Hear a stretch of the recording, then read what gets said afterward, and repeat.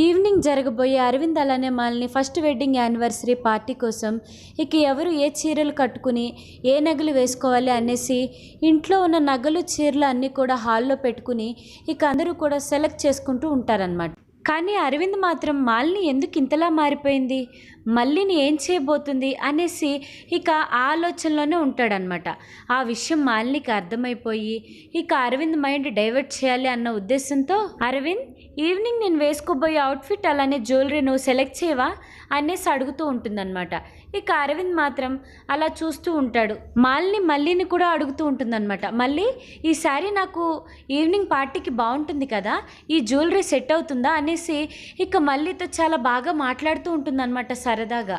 ఇక ఇదంతా చూసి రూప మాలినితో అంటుందన్నమాట, మళ్ళీ అంటే నీకు అసలు పడేదే కాదు కదా మాలిని, ఇప్పుడు ఇలా అంత సరదాగా తనతో ఎలా ఉండగలుగుతున్నావు అనేసి అడుగుతూ ఉంటే ఇక ఆ మాటలకి మాలిని చెప్తుందనమాట, ఎప్పుడు ఒకేలా ఉంటామా వదిన, అయినా మళ్ళీ పల్లెటూరు అమ్మాయి ఏదో తెలియక చిన్న చిన్న తప్పులు చేస్తే మనం వాటిని అర్థం చేసుకుని క్షమించలేమా అనేసి అంటూ ఉంటే ఇక అక్కడే ఉన్న అనుపమ అంటుంది, ఇలా చిన్న చిన్న తప్పులైతే పర్వాలేదు మాలిని, కానీ పెద్ద తప్పు చేస్తే అస్సలు క్షమించకూడదు ఎవరైనా సరే అనేసి మళ్ళీ వైపు కోపంగా చూస్తూ అంటూ ఉంటుందన్నమాట. ఇక ఇదంతా అయిపోయిన తర్వాత అరవింద్ అలానే మళ్ళీ ఈ విధంగా మాట్లాడుకుంటూ ఉంటారు. అరవింద్ అంటాడనమాట, మాలిని మొత్తం మారిపోయింది, అంతకు ముందు చాలా మంచిదానిలాగా ఉండేది, కానీ ఇప్పుడు మంచిదానిలాగా ఉంటున్నా సరే అందులో ఏదో కన్నింగ్నెస్ కనిపిస్తుంది అనేసి అంటూ ఉండగా ఇక ఆ మాటలకు మళ్ళీ, బాబుగారు అలా అనొద్దు, తన భర్త వేరే ఆడదాన్ని పెళ్లి చేసుకున్నాడో అని తెలిసి ఇక అమ్మాయిని ఇంట్లో పెట్టినా సరే ఏమీ అనకుండా చాలా బాగా చూసుకునే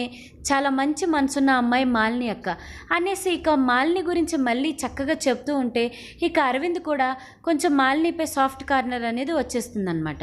మొత్తానికి మాలిని అయితే మళ్ళీ అలానే అరవింద్ ఇద్దరిని కూడా నమ్మించి మోసం చేసే ప్రయత్నం చేస్తూ ఉంటుంది వాళ్ళ అమ్మ చెప్పిన ప్లాన్స్తో.